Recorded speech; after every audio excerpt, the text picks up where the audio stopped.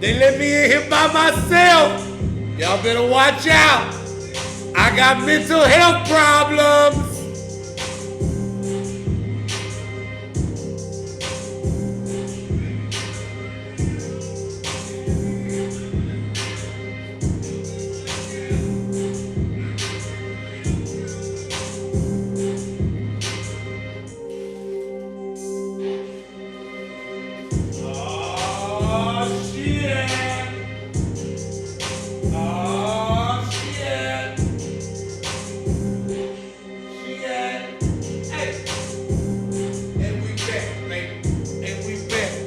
Motherfucking Monday.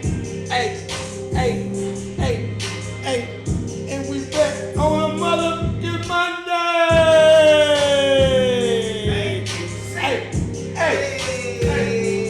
QC.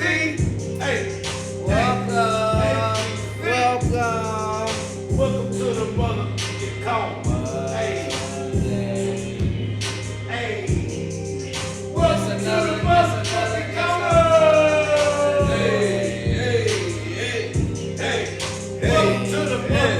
Hey, we on the corner, Monday night, and you know we on the corner. Yeah, we are. That damn thing blowing marijuana. Okay. Cause it's legal in 33 states. It is. So don't look at me with all that hate. Hey. I'm just doing what God put on this earth. True. I ain't fucking with you, I ain't messing with you. True. Ain't trying to hurt nobody. Hey, true. It's your boy Joe P. Used to get gone like John Gotti. I'm a little chubby like John Gotti. Huh? Hey. Here we go. Here we go. It's Monday night and Monday it's time night. to start the show. Hey. Yo, here we go. It's Monday night and it's time to start the show. Oh. Yeah, AQC in this bitch. Hey, AQC in it. Oh, you got a beat change. I wasn't even ready for it. Here we go. We in this bitch. AQC, it's the shit. Okay. 9 o'clock, Monday night. Monday. You know where I'm at. It's always right. Yes, sir. Right here, baby. We do the things. Everybody, say the names. AQC, ho. You know what's up. QC. And we in this bitch every Monday night, giving a fuck. Not giving a fuck. Yo, welcome to the show. Where we do our own motherfucking intro. Welcome to the show where we do our own fucking intro.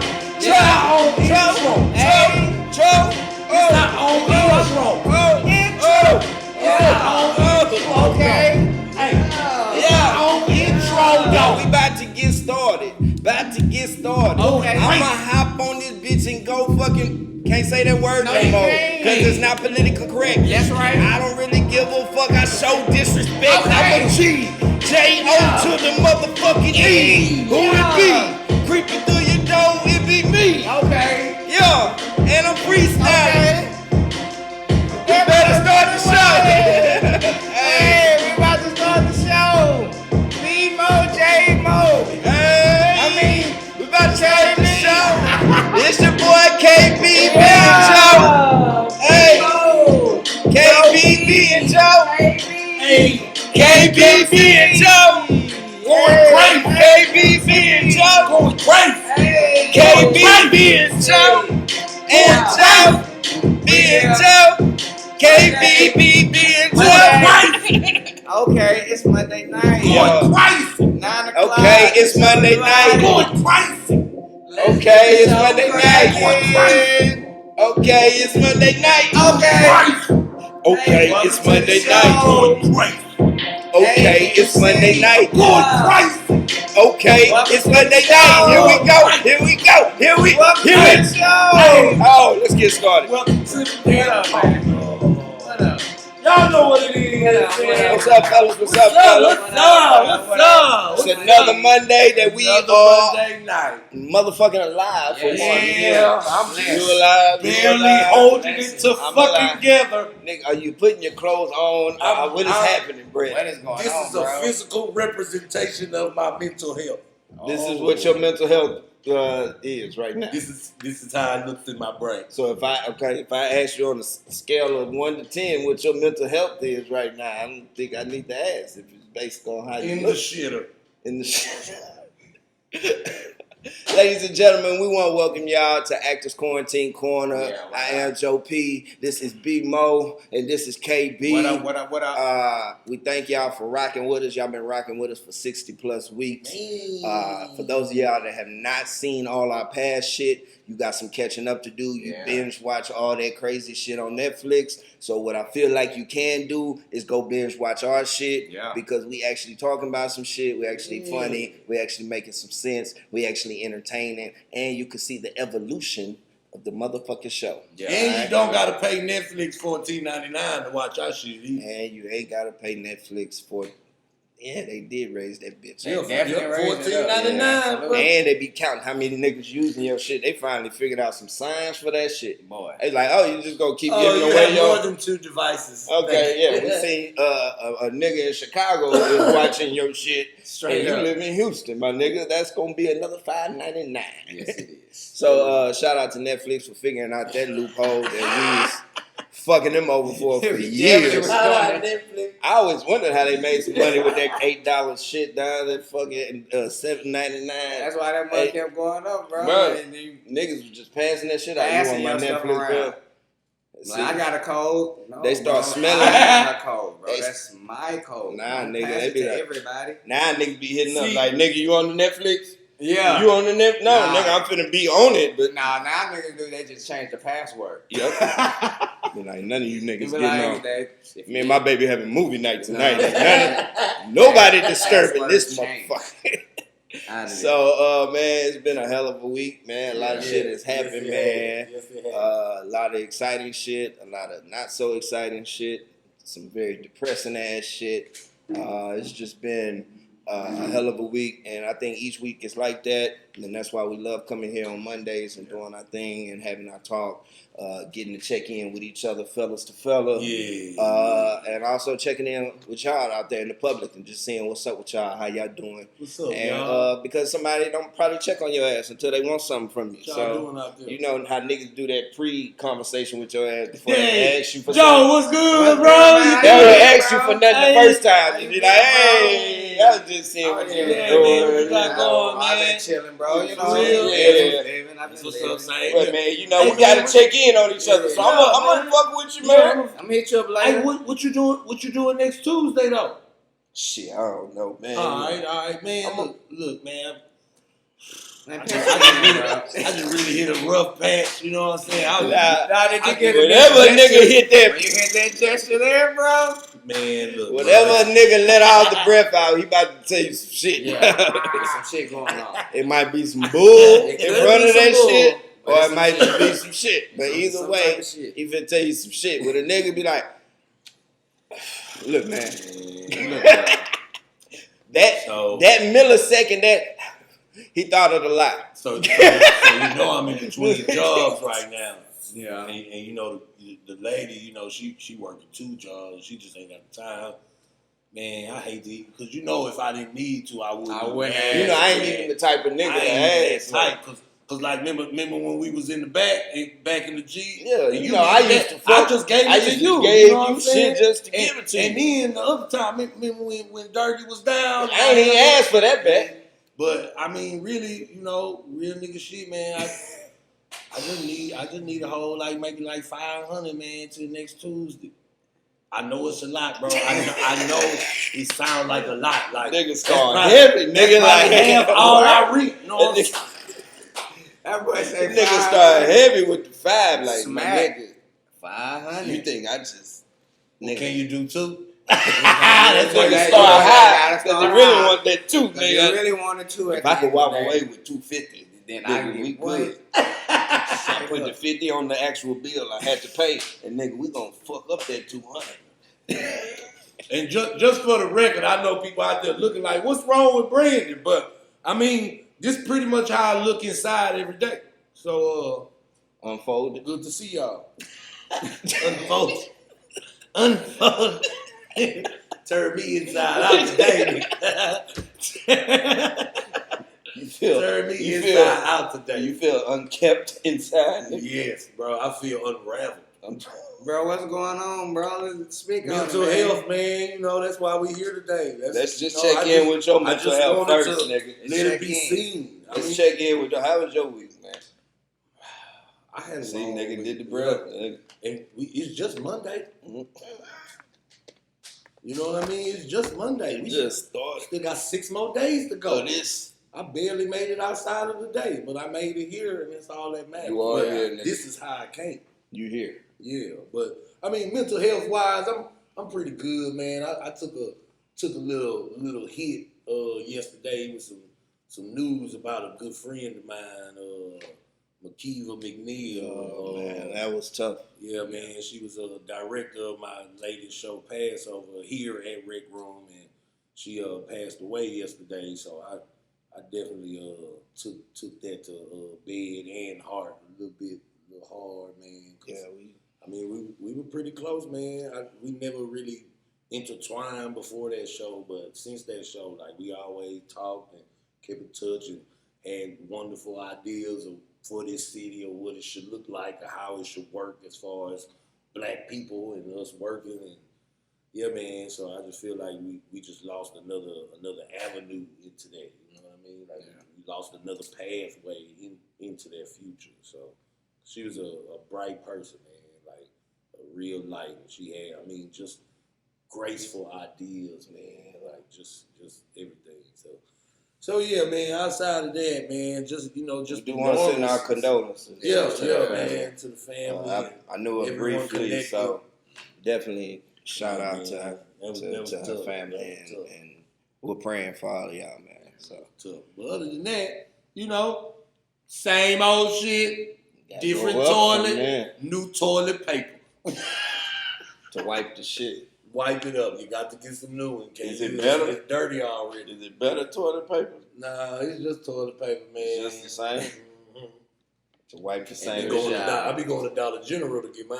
See, maybe you need to switch up the toilet paper that you I wiping don't need the shit Charmin. with. Nah, fuck Charmin. It leave traces. Oh.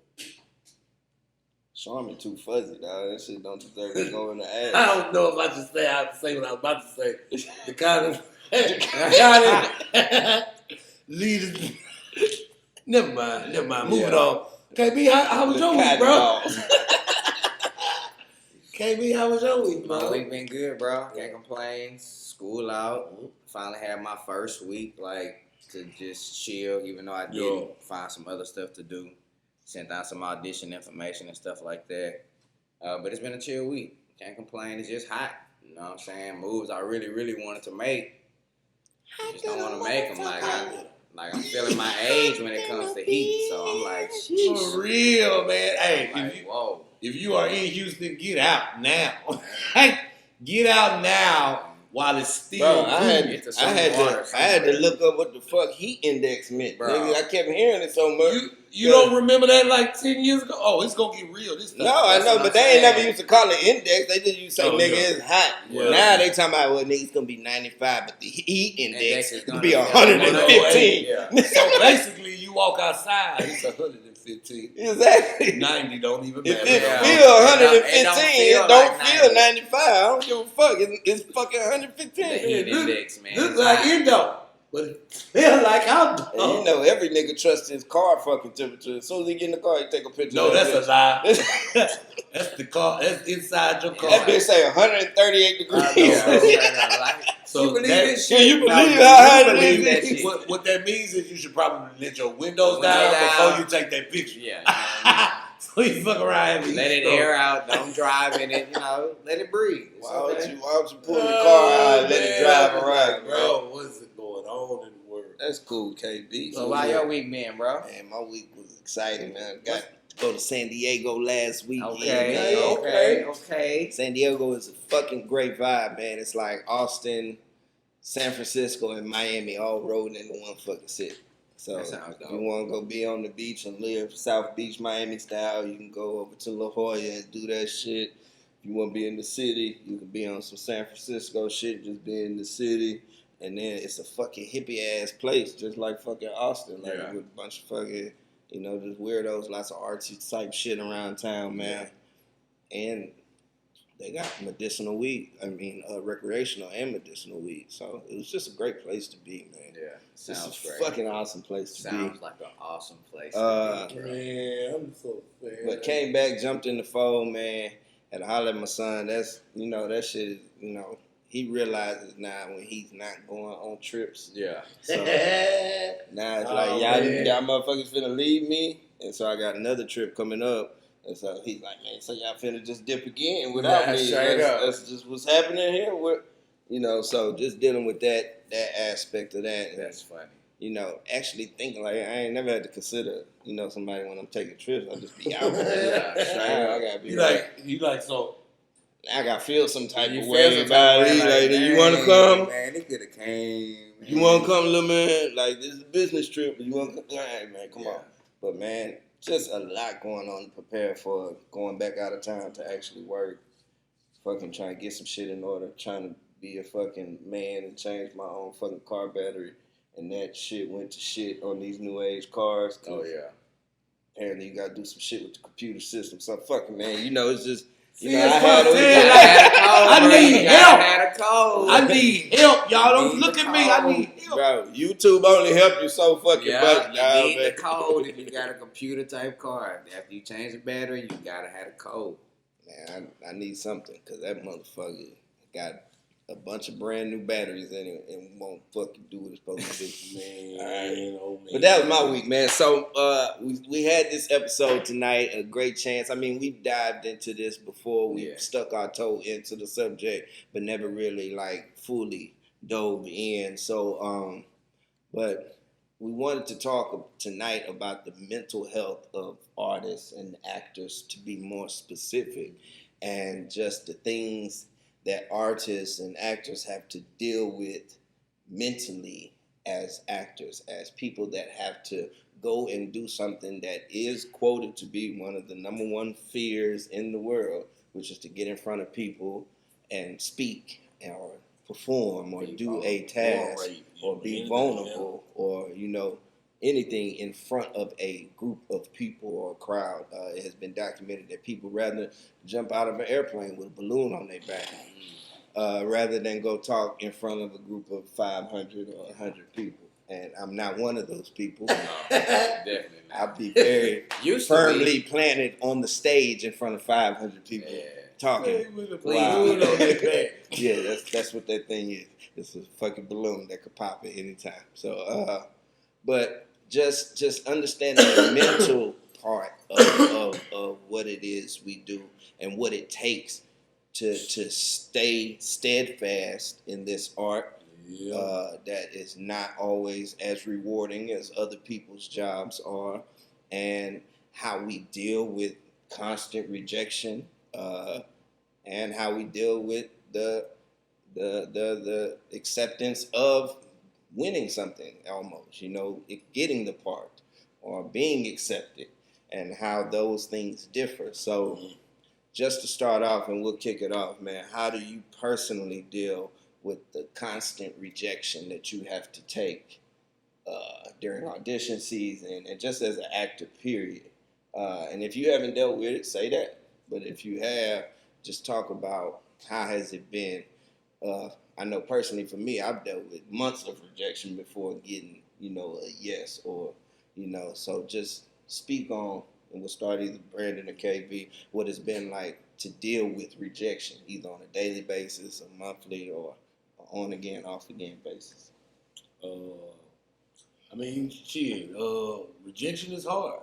I don't care who you is across the board. Of course, there's different levels, and people operate on those levels differently. Like, it may affect you worse, it may not affect me at all, but rejection sucks, on any level, and especially when you you have so much passion into what you're doing, and your quote unquote livelihood is at stake too. You know what I mean? Like, rejection is hard, especially in this business. But the way that I cope with it is, if I get one no, that means I need to put myself out there for 5 more things.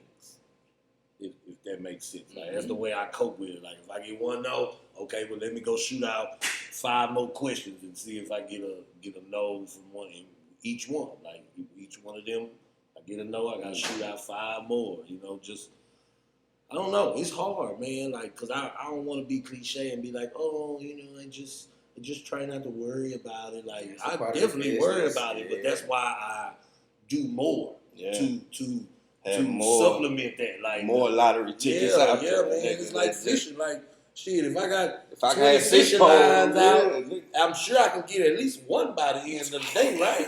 Like, just one. You don't gotta be even a big one, but I know I can get one. You know I can get one. Straight up. So, yeah, man, but, like, honestly, rejection is hard, and I don't care what no actor say, like, that shit hit you hard, it hits you deep. It's just your resiliency after that is what creates the type of actor you can be in your career. Like, the resiliency that you have after you get that no. Like, what kind of place does that put you in? That's the real test. Does it make you sad for a little bit and you get back to work, or you get really sad and you don't submit yourself for other projects for a couple of months or something, you know? Like, that's the catch. The real test. That's the balance of the catch-22 in my mind. So that's why I'm like, as much as I can, I don't want to go into a lull. I want to try to bounce back from that. So I'm going to just, if I get a no, let me try to go give me 5 more yeses then. Maybe I might feel better. So the no make you go harder? Yeah, fucking right. Hell yeah. How's rejection been for you, Cousin? I mean, to be honest, I haven't had like many rejections, but the ones that I have had, I don't think it's the rejection itself that has made me feel some type of way, because I kind of think mentally I've already prepared myself. This part of the business, everything don't fit for you. But then at the same time, depending on the piece, how I prepared myself mentally, how I prepared myself for the actual part, and I go in there, audition, I know I knock it out, and then somebody gets cast in that role that I feel does not have the caliber to play the character. That's when I think mentally sometimes it messes with me. Just for a brief second. Then I turn it as motivation, because I'm kind of like a Dr. Jekyll, Mr. Hyde with this stuff. I got to put myself down to build myself up. That's kind of like how it works for me. Maybe not for everybody. But that's how I kind of work. It's like an athletic thing. You tell me with the wrong things, I'm going to figure it out, and the stuff, I'm going to work only on that, because the stuff that's good is good. But if that's what bothers me mentally. Like, it's some people that got roles in certain shows that I know for a fact, I know you can do the audition better than me. I know it. You just but not here that you good. are. But here you are with the role, getting the recognition. So sometimes mentally I have to say it's a part of the game. But I'm like, man, this is. I don't want crazy. that to be a part of my game. That never sits well with me. But you it's got to also deal with just it. my opinion, right? Like, it's true. I'm only an But actor. the whole game It's is a subjective craft, so you know what I mean. It's on. Everybody has their own opinion. When you go audition, it's the opinions of them fucking 3 people sitting at that table. Now, mind you, you could have 150 people in the crowd in that same little room that you audition in that love you, but if them 3 people at that table ain't feeling it at that time, you might not see the fucking stage. So for me, I would say this: rejection has been tough but motivating. Tough in the sense that, nigga, we be minding our own business, going on about our fucking day. After the audition. Not even that, I'm talking about pre-audition. We just be going on about our life and what happened. They go to boop, hit an email. We would like for you to come in and read for this part. We love your work. We done it. All right. So then you go and do it. So you go in. And then you give them what they want. And then what? And then after you leave, you walk out. Then what happens? You know. Now, my quote and what I teach people is to, after you audition, forget you ever did that shit. Agreed. It's what you're supposed to do. But it's some shit really hard that you can't just get out the back of your mind. Especially when you've been invited. You know the dates are coming up, so you're looking at the dates and you're like, they ain't picked nobody yet. Or if they have, they ain't let nobody know what the fuck. So it's just happening in about 2 months.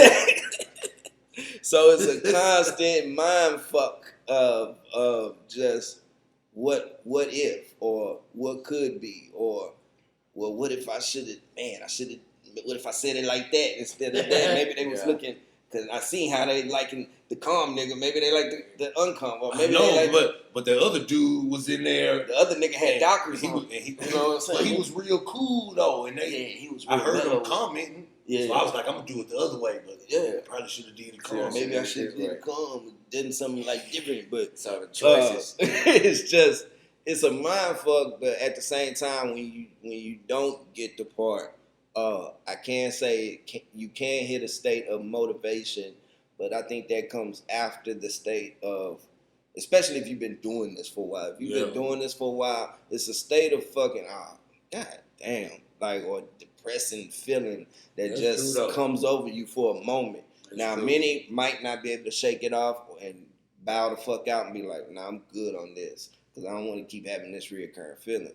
Some, they let it sit. Like myself, I let it sit. Then I shake that shit off.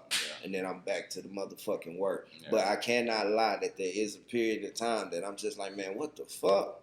Like, man, I'm out here. I done said this here and I said this. And what happens with me is I'm cool if you tell me off bat. Like, I audition, you tell me off bat. No. We pick somebody else. I'm so much more grateful for that. But when you have me come in and I'm on my third time reading with, or just one time reading in 3 or 4 weeks of just waiting.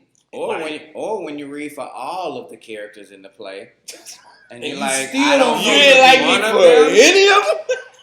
I'm like, you had me read for every single character. Change my voice. I changed every directive. I gave you distinctly different characters. Sheesh. You didn't like me for any of them? Okay, cool. No, I got you. I stayed here for 2 hours. I saw 6 people come in and out, and I read with 5 of them people. I read with all of them. The only other dude I didn't read with because he was reading the same part as me. We couldn't read each other, like man. But you don't need me. So it's just, I think the times when it's that, and for film, it's the ROFR. The right of first refusal. So they can be like, man, we really loved you. We loved your audition and we loved your callback. Don't do nothing on these dates. I don't know if we can quite book you yet, but please don't do nothing on these dates. And then we'll let you know. So now you just, that's not, see, I was cool before you was like, oh, we like you. Now so you telling me. We ain't really picked you yet. We haven't picked you yet, but July 13th and 15th, totally shut it down just in case we call you back, okay? But until then, remember July 13th and 15th, nothing. Even if we don't accept you, okay? Nothing.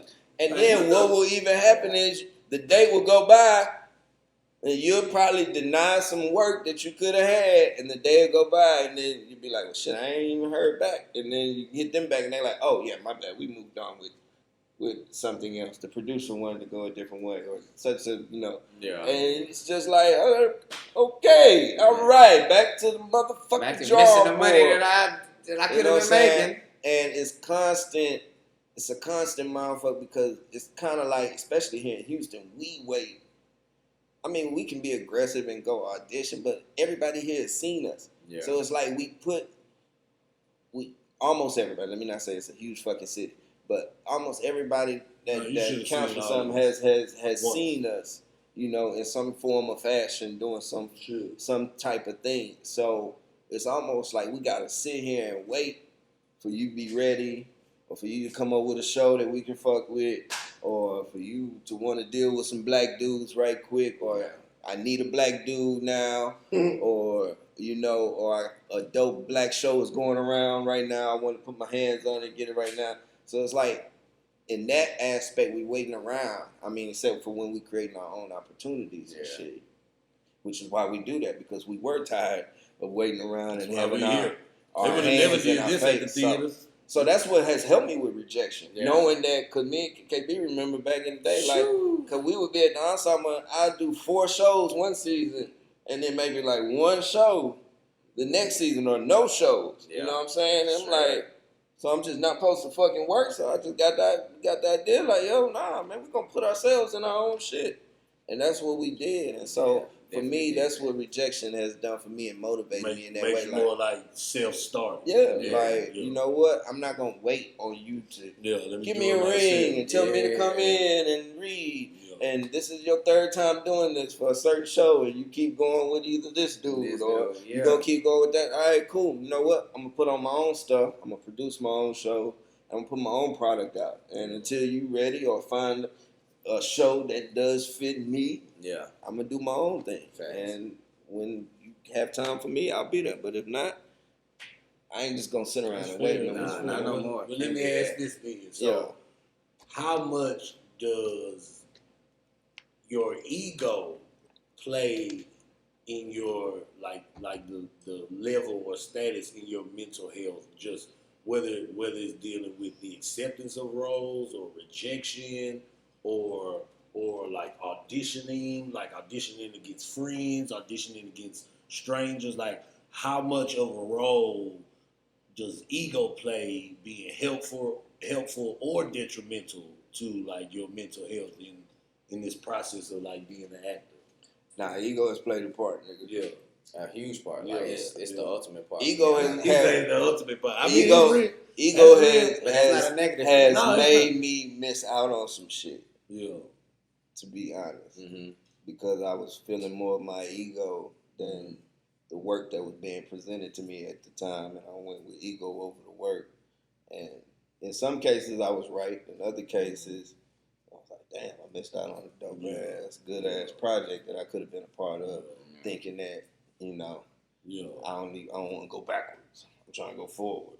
Which I don't think I'm wrong to have that mindset, because sometimes you just get tired of doing what you used to do and you just want to try to move forward. So, but in some instances, it is a good idea to go back and help them, because you might be helping the next such and such or such and such, and then that person just right on by you. And then you're going to be like, come on, you know what I'm saying? Well, I ain't gonna lie, like, my ego truly is my driving force of my career and the driving force behind like me keeping my mental health in check. Like my ego is what saves me from having like mental breakdowns. Like just the confidence and the ego I got about myself and what I can do. Like when it comes to rejection, when it happens at first, I'm like, damn, like, why would they not cast? Like, how could you not cast me? Yeah. But then it turns into the same sentence but different inflection. Like, how could you not cast me? Yeah. You know what I mean? Like,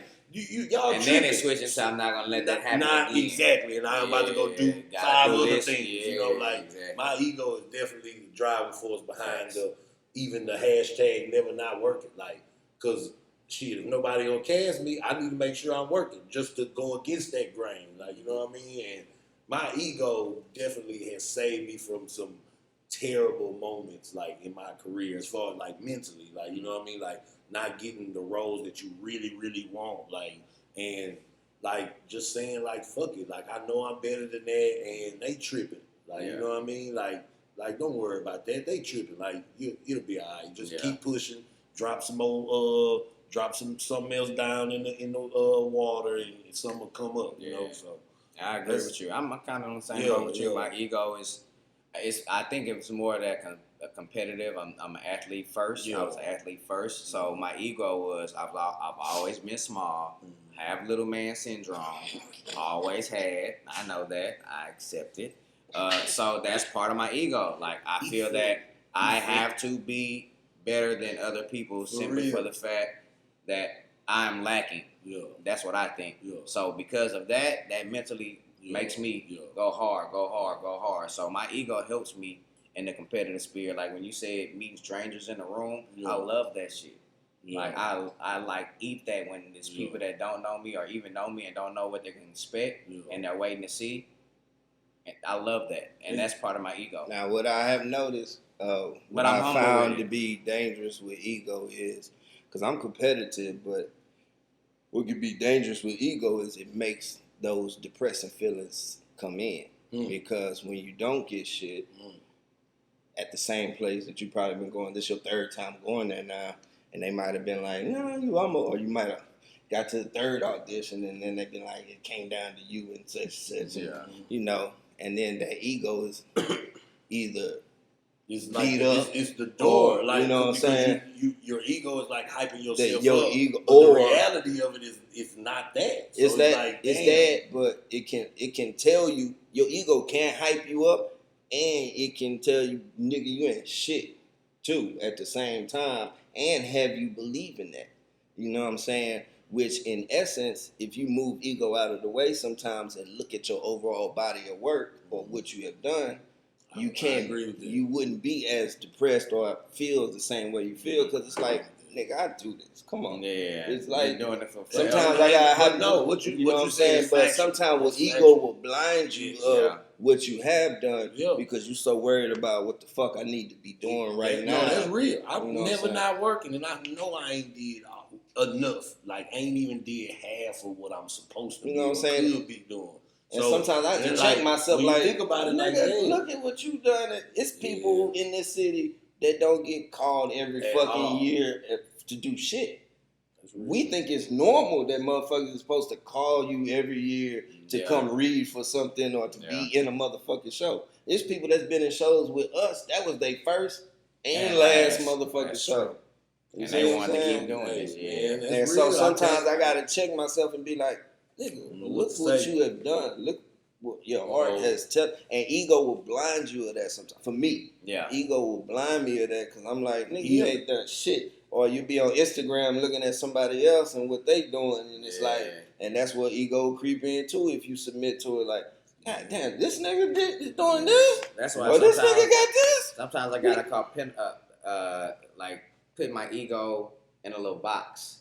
Like every now and then, to keep myself in check. Like I think that's part of the mental state. Like I always say, like anytime I could get myself out of any situation because my mind wouldn't let me see the end. You know what I mean? So I kind of take that into my ego. So it's times where I know I need to use it, and then it's times where it's like I a don't dangerous need to drug use of it. power. It's like, I take it away. If you ain't got the Cyclops shit to see, put over it. I feel bad. I keep it with me in my pockets every day. But you got it. But that's what I said. Day, keep all it in day. check. Like, I gotta don't keep even know it if in I check got now. it in check. I got my ego in use check, it as bro. needed. Like I've had people that don't really know me but just see me like out in my element, like as far as theater. They be like, "Oh, Brandon, he's confident, but he might be a little arrogant about it." I get arrogant all the time. Because I will say it. I will say it because I ain't scared to say it, but we also got to prove it too. Like I'm about that too. Like but I'm about backing it up. I say it too, but you can come in, you can come get in this show with me, and we can see what happens. You know what I mean? So I ain't just out here just throwing out false flags. Is what I'm saying. Like I'm serious about what I'm saying because it's a serious thing. But it's a mental fuck because you want to be like and rest on your laurels sometimes. Be like, man, I've done this. But we live and we in the business of, nigga, what have you done for me lately? Just like football, basketball. Nigga, you ain't scored these last 3 games, nigga. I don't care who you are, fucking LeBron, whoever, nigga, you have averaged 0 points for the last 3 games. That would be a huge LeBron story, nigga. Where? You know what I'm saying? Where? LeBron has 0 points? 3 games in a row. Zero? They would be like, he has been taken over by the Space Jam motherfucking aliens. The Monstars are back. The Monstars. You know what I'm saying? And so we live in a what have you done for me lately type world. And for some people, like if we go a year without acting, niggas would really run up on us like, man, you don't do that theater shit no more? Facts. Like that is real. That's true. Like, bro, I became equity like 3-4 years ago. And people was like, "You don't act no more." I was like, "Nah." They kind of just stopped hiring me. Kind of like they kind of. I don't. What? I'm serious. That's kind of what happened. It's not like it wasn't my choice. Like, why would I just stop? I didn't become equity and say, "Off with you, work. I don't want you no more." Like shit. That's pretty much how I am. I just wanted the equity so I could be paid properly to do the as work as an adult. To do the work that y'all were loving me doing so much before I became equity. But then I asked you to pay me a little bit of money. Now you like, nah, we don't really like you that much. Well, we only got this number of contracts. Our budget, and we can only accept this many equity contracts. And all you theaters, we already know you got a way out this year. You know, with pandemic, we already know that's how you starting all your sentences. Still same amount of equity contracts in Houston. Still the same amount. I'll be waiting. Thanks. See y'all this season. We're still here. Still the same amount. I don't want to hear that. But ego does come into play for me, especially when how long we've been working in Houston in the theater setting, when these people that have seen us constantly, directed us before, come to our shows constantly, are like, let me see you read. Or, which I don't mind reading, but let me see you audition. Send me in some monologues. Like, for me, in some cases, if I've never worked with you before, I'm cool with that. If it's a step or above level from somewhere I've never been, I'm cool with that. If positions have switched and you have never seen me like the people before you here have seen me, then cool, I'll do it for that. But for you motherfuckers that have been watching me, have awarded me, have congratulated me, have done all this other shit, I have a hard time with y'all asking me to send in some contrasting monologues when you've had me do contrasting monologues in the 2 different shows you had directed me in or had me be in. Me and Joe have differed on this for a very, very long time. But everything he said is valid, though. Like, if I've been working in this city consistently for 4 to 5 years straight and everything, like, I think it's pretty visible now, like what my range or level or like where I can top out at. Like, I think you can visualize that. Now, if you need to see me do something different, then call me in for that. But I just want to make sure that I get called in for everything. I don't care. I don't even care. I don't care if it's for a purple person and I'm not purple. Just call me in for everything. Yeah. I want to make sure y'all call me for every single audition that happened, for every single show, and every single theater, for every single season. I want to be sitting in all of the rooms every single time, whether you cast me or not. But I just want to make sure that I ain't missed out on not one of them yet. So call me. I agree with that. Call me. But I'm also like Joe at the same time. I'm with Joe at the same time. I don't want to audition. If you know me, I don't want to audition. Just bring me the script, do a callback, let's do a reading over the script, and we good to go. But like you said, if it's new, somebody that don't know me, I'm cool with sending the contracts and monologues. But if you know me, you've seen me, chances are in this city, you call me because you're doing a particular show. Yeah. So why do I need to send contrasting monologues for it? Just have us audition for that show. It's the reason I'm sitting in this room with KB, Brandon, Teddy. It's not wasting time. It's audition. Who's the other? Dominique. Who's the other? Mateo when he come in town. Yeah. Stanley when he's in town. So look, I'm glad because that was gonna be one of my next questions later on. Like, mentally, does it affect you or not when you are in a casting room with all of your peers, some you know, some you don't know, and you don't get it? Like, how does that affect you mentally? Like, where does that like put you on the level of like like disappointment? You know what I mean? I felt like LeBron when he had to walk off that motherfucking court. And Chris Paul was early. Chris Paul like, it's over. Because they partners. You know they partners. Oh, they on the banana boat talking shit this summer, dude. What? Yeah, you see how wavy this shit, right? Yeah. So, like, we gonna be cool, but I do feel like, God damn, they gave it to that nigga. They gave it to that nigga. I'm gonna just say, I think it bothers me a little more. and I know that sounds bad, but like KB said, that's the competitive part. Like, a bunch of people I don't know, I should skunk y'all. That's cool. That's how I want to skunk my... Like, if we all went outside and race I'm okay with y'all getting it because I'm like, I'm boiling with some other randos getting it. Like, but I want... Not that I don't want y'all to get it, But if it's us, like if we all friends. Now if it was somebody else and we racing them, we wouldn't care. But if it's us three in the race, we gonna race hard because we know we're trying to beat each other. And I'm like, I'm about to run harder than all of y'all in here. Right. And that's how it worked for me in my head. But like a bunch of random people, I'm like, look, I don't know what they got going on, but I know what I'm here for, and I know what I'm about to do and what I'm gonna bring. So that's that. I'm with all y'all. That shit bothers me 2 times. Man, if it's all I about don't like that. y'all know how many rooms I done been in. Now, all right, let me and change these that. 2 Negroes that got the part. But let me change that though. These 2 Negroes. Now, if I don't get the part, and the dude is similar to me, besides Joe, in the cast, like I'm gonna just keep it real because I know what you can do. But and you're similar to me, and I know. If you put us in a room together, I'm gonna make you fold up like a paper bag. Yeah. That bothers me. Like, and some of y'all be hiring people because they are cheaper. And they're not gonna give you back and forth. I.e. not equity. And you think that they won't challenge your authority because y'all think not equity. For some reason, I got authority challenger under my belt for some reason. People think I challenge people. But I don't be saying nothing. People be looking at my face, and I'm like, I'm not like that meme that's been going around. If it's a serious situation, I'm not the nigga to look at that time. See, I don't have no problem during the show and like in the show.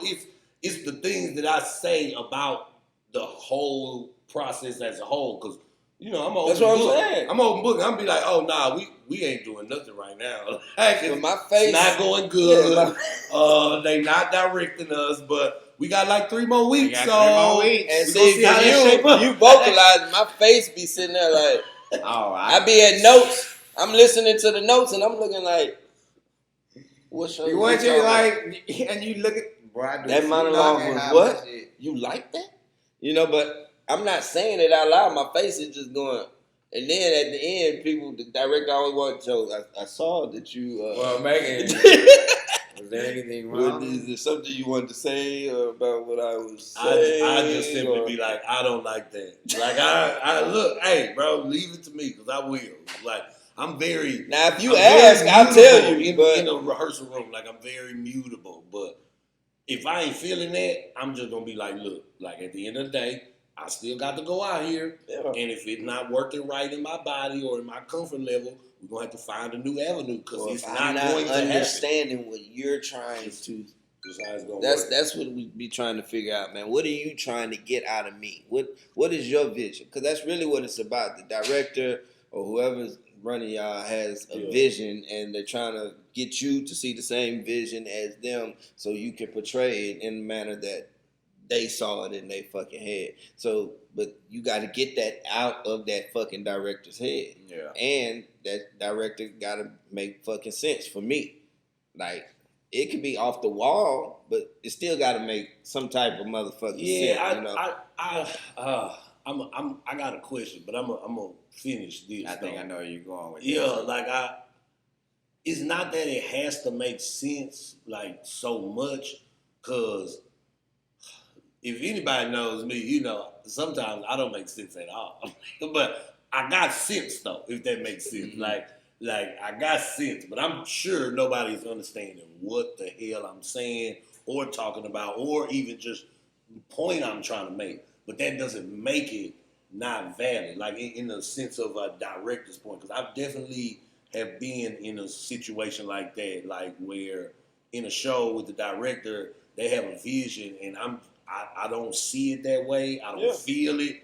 I'm like, everything that you want me to do that's going for this vision does not feel good in my body. It don't work, and I don't really want to do it. But we find common ground, or I just do it their way, or do it my way when the show. And that's the rehearsal process. That's what I like. That's the rehearsal process. That if you have a good director, then y'all gonna have that. I understand you feel uncomfortable, but in some directors that will trust them, they'll be like, trust me. I'm taking you in a way that, and I've had to do that. Why you don't trust me? Though. Exactly, that too. So you can, and it's good if you have a director you can have that dialogue with. Some directors are just, But see, I'm not that's that. what I want. I'm not that. Just trust me. I'm like, no, because I don't understand. I have to understand to trust. Exactly. So make me understand where you're going, and if I can't come to that understanding, then we gotta compromise something. Yeah. Like, because most of the time it's about characters that deal with us, and we talking to others. Yeah. Most of the time. But it's hard too at the same time because you are in a way supposed to be able to trust your director. Because we are dealing, like we say, in a vulnerable business. So it is the director who holds the keys and the strings to your vulnerability. So I can make it come out more. Yeah. I can make it go less, based on what I see as a vision. But it is my duty to, I have a vision, but to also, you can't let the actor's vision overpower what you have, but you have to let it add to, based off of what they're feeling naturally out there doing what you're telling them. Actor's vision for the character should play and coincide with the vision of the whole thing overall. Like, but you look at that vision as sometimes it may not be that way. Yeah. Sometimes for the idea of you may have you have a vision for the entire play, and the vision that you have for my character may not fit.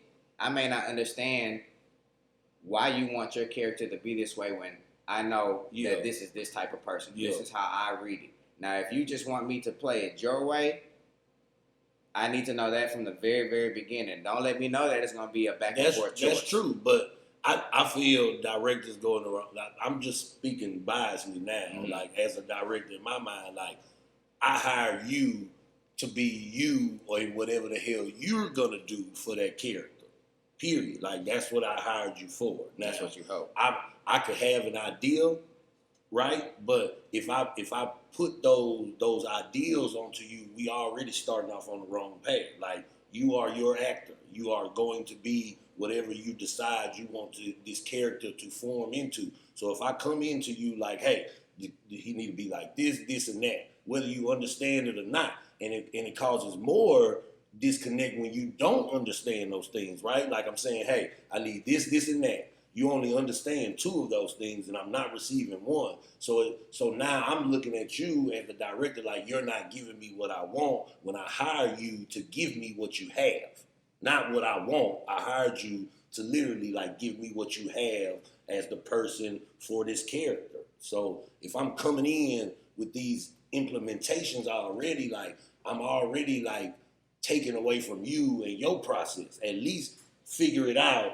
And if that works, it works. And if that don't work, now I can bring you down and be like, okay, you tried that, but now this person needs to be like this, and that. Yeah. And if you don't understand that, I think you need to come to the table with something. Yeah, you can't come to the table with an empty plate. There's some directors that do want you to come blank. And they want to tell you, which that's not the kind of because they see it already, which is fair and which is right? cool. You can most see directors should have a vision for how they want to play it go. But once you get the people there, that might shift the vision because now you see new things. Like you got to be able to. That's what I'm saying. A good director is going to have a vision that they see, but you also going to understand how to get the actors towards your vision in the most natural fucking way possible without saying, hey, can you do this and say it like this because I'm trying to make him mad at this part. Yeah. Instead of just saying, like, I love when directors just ask the right question. Yeah, I love that too. Like, why would you let him walk over there and he just did that? That's the most realistic question. That's what I'm saying. That's like though I can feel you. Why like you just let him step on your shoes? You standing in the scene and he's standing like he's right there. You're not even going to like acknowledge that he's there. Like it's still real life. You just grabbed your wife's hand. And so it's that kind of direction. That's what keeps you rather than you saying, yo, I want you to do this. Grab his wife's hand and try to make him mad. Now you overact because now you doing it with the intent. You told them what to do. That's what I'm saying. And now even as an actor on a deeper level, now I gotta grab his hand and make it look like I'm mad, right? Instead of you just saying this is a moment here. You read the text. There should be anger here. Something's happening. Something's happening. Let me see something happen. Yeah. You might not even grab a hand. You might grab a neck. That's what I'm saying. But now I said, grab a hand. Now we're never going to evolve past that, right? Because this is what the director wants. So you're going to try to go that route first. You know what I mean? Yeah. Like, And now one thing I will say as an actor, I give the director what the fuck they want. Yeah. I give them what they want. yes. I might not. Yes. Sometimes I ain't gonna lie. Sometimes I don't do it with the best of enthusiasm. Because I like how my way is sometimes. We all. But I have something that. moments. We all got them But moments. I do give them a full.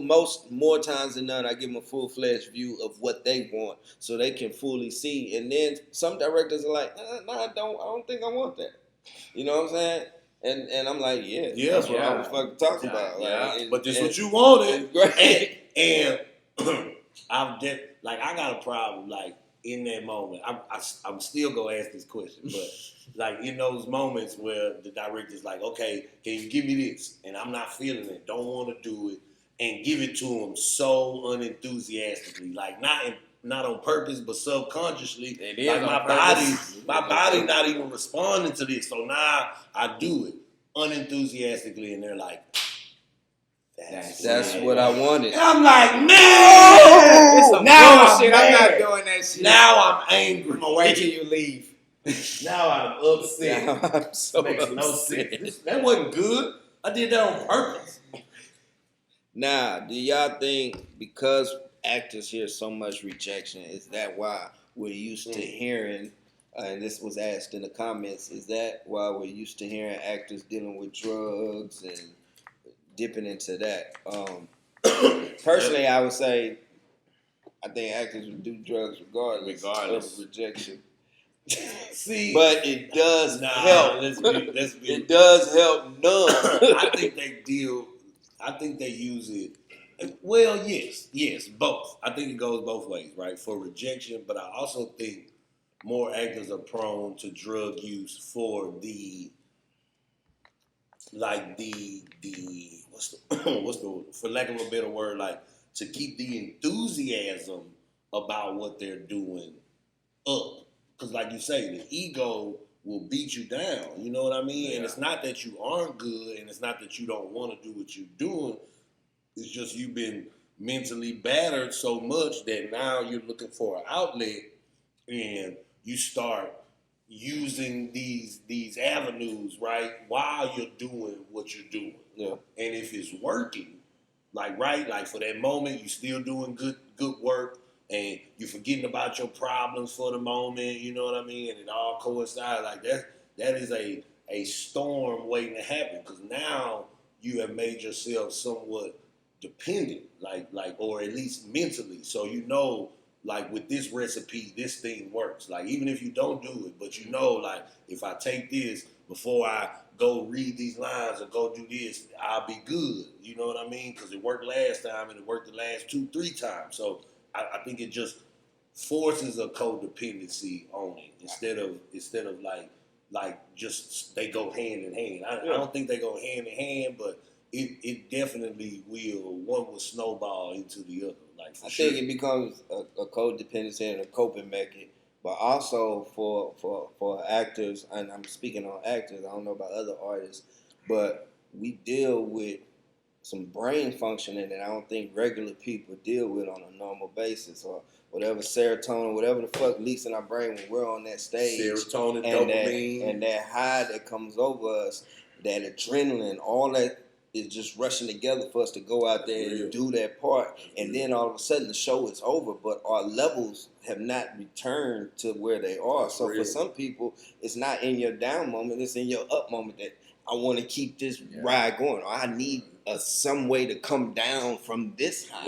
You know what I'm saying? Because I'm up, bro. I just got off stage, bro. I'm hyped. They just clap, nigga. I'm like, and now you just want me to go home, get in my car, and go to bed. Like, go to bed. He's had a damn wonderful night. You know what I'm saying? I do be pumped. It's about 1,000 people out there tonight. Or it's about 500. Or it's about 200 people out there. So my question with that is taking drugs and other substances not mentally healthy when you're going through something? And people say you need to talk to someone to release stress, you need to do something to release stress, but you're actually doing something to release your stress. Why is it considered that's a bad damn good question. Now, bro. if you're overboard with it and it's causing problems, like that's different. But you know what I'm saying? Like if you Well, I think that's what it is. You know what I mean? It depends on if you are overboard with it or if it is actually something that helps you. Or Because is it that bad? Even if it's something that people like that's taboo, right? Yeah. Like something that could be taboo. Like, does it still work the same way? Yeah, it's definitely taboo, but I feel like if we at the point now, just like we were saying in our freestyle, 33 states legal. It's not, our kids ain't growing up in the same world that how we came up looking at marijuana. Like niggas was cracking the egg on the thing, talking about our brains is gonna be fried. Your brain on drugs. They was in the drive-through. They had the little girl. They had niggas why that was she on a bike shit in the middle of jacking the they box? were just like, why was she on her bike and jacking the box? Why? No, just a bunch of, you don't remember that one? You don't remember that? Y'all don't remember? Them niggas you smoking in the car, They want to do no drugs. They pulled out of the drive-through, and hit the little girl, and then it go blank, and all you hear is facts. I remember that. no jack in the box is in a residential area. That's all I'm gonna say. That's all I'm gonna say. You rode your bike to the jack in the box. Where your mama? What? You and the mother. Where's your mom? Why you ain't have a helmet on? All right, here we go. Yeah. So that's for next week. So shit! I just think, man, sometimes people just gotta do something to ride that high out, and some people go party more. That's why you'll see at the ensemble sometimes, man, we party in the back till late hours just because we just and finally you'll know when the actors come down because they'll be like, all right, man, I'm out. I think like that is I ain't gonna say it's mandatory, but it's definitely a habitual thing that happens. Like in that culture of theater, like at the ensemble, like people do a show. Nobody, like, some people go immediately home, but for the people that, like you say, got to find a way to reduce that stress or bring that adrenaline down, people just congregate. They sit down, they chill for a minute, they talk, and like you say, once it subsides, everybody's like, all right, see you tomorrow, see you at call time, and we ready to come back and do this all again. That is very much so needed, and I think it's an unwind, bro. When you don't get to have that moment, bro, you go home with that. It affects your mental. It really does. It'll affect your household. You go home with that, and you just sitting there. That's why I you like just Superstar. got off stage. Now you sitting at home. Yeah. I got this my little son just fucking jumping on my neck and shit. Wife right here just chilling. I'm like, man, I'm supposed to be out doing something. Like really famous people, like famous people. You come off a stage and immediately.